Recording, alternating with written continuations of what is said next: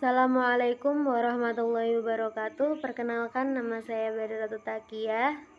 Saya dari kelompok 1 yang beranggotakan saya sendiri, Badaratu Takia dengan NIM 033, Vicky Alfia dengan NIM 034, dan Zaida Takia Adiba dengan NIM 035. Di sini kami akan mempresentasikan mata kuliah perkembangan peserta didik yang diampu oleh Ibu Elia Umi Hanik dengan tema teori perkembangan peserta didik. Langsung lanjut ke materi. Materi yang pertama yaitu ada pengertian teori perkembangan peserta didik. Jadi yang kedua yaitu ada macam-macam teori perkembangan peserta didik itu sendiri. Langsung ke materi pertama. Apa sih pengertian teori perkembangan peserta didik ini? Yang pertama, teori perkembangan itu sendiri. Teori perkembangan adalah teori yang memfokuskan kepada perubahan-perubahan dan perkembangan struktur jasmani atau biologis, yaitu perilaku dan fungsi mental manusia dalam berbagai tahap kehidupannya, mulai dari konsepsi hingga sampai menjelang kematian. Teori perkembangan ini sangat mempengaruhi diri manusia itu sendiri. Kalau perkembangannya baik, maka individu tersebut atau manusia tersebut juga akan berkembang dengan baik. Keberagaman teori sangat menyebabkan pemahaman perkembangan peserta didik sebagai suatu usaha yang menantang. Sama seperti kita ketika berpikir mengenai suatu teori yang memiliki penjelasan benar tentang perkembangan peserta didik, maka ada teori lain yang muncul dan menyebabkan kita memikirkan ulang kesimpulan tersebut. Perkembangan peserta didik adalah bagian diri dari pengkajian dan penerapan teori perkembangan yang secara khusus mempelajari aspek-aspek perkembangan individu yang berada pada tahap usia dini, usia sekolah, dan usia sekolah menengah. Masing-masing teori ini menyumbangkan satu potongan dan berbagai teka-teki perkembangan dari peserta didik itu sendiri. Meskipun kadang-kadang suatu teori itu tidak berjalan sejalan dan aspek-aspek tertentu ini bertentangan, namun ada banyak sekali informasi yang kita dapat dari masing-masing teori tersebut. Jadi kita akan bisa membuat kesimpulannya sendiri. Selanjutnya untuk materi macam-macam teori akan diteruskan oleh Zaida Takia Adiba.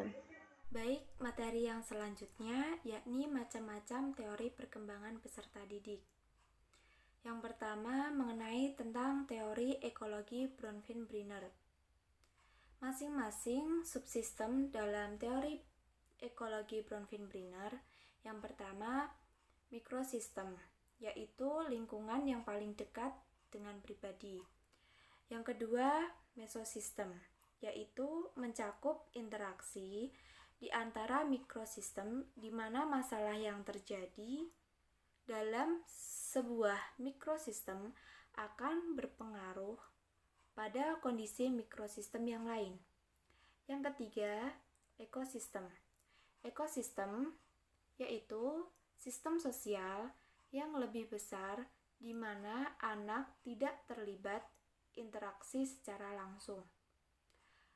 Yang keempat, makrosistem.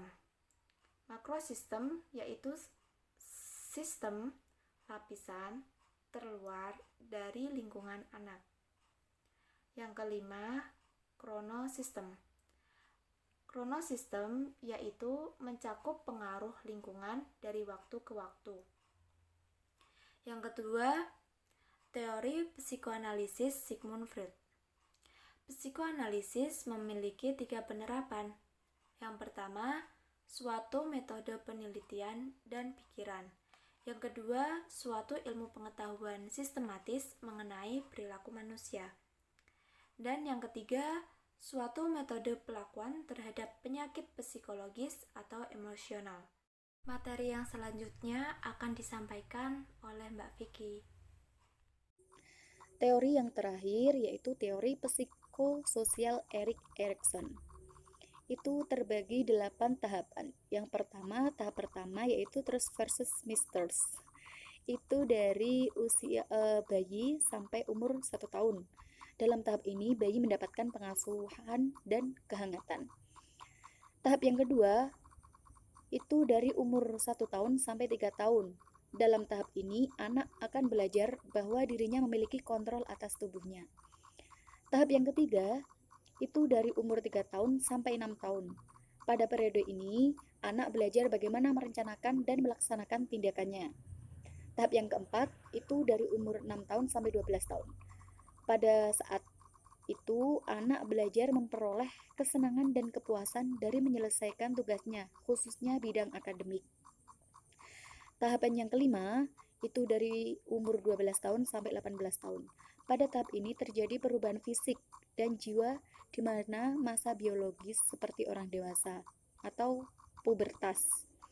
Yang tahap keenam, itu bisa disebut juga masa dewasa muda, awal pubertas. Dalam tahapan ini, orang dewasa mudah mempelajari cara berinteraksi dengan orang lain secara lebih mendalam.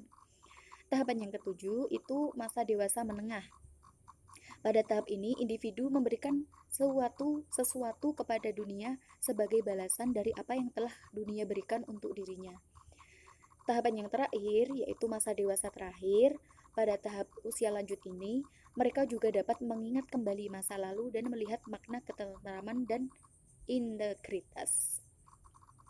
Cukup sekian materi yang dapat saya sampaikan, semoga bermanfaat. Jika ada salah mohon dimaafkan. Wassalamualaikum warahmatullahi wabarakatuh.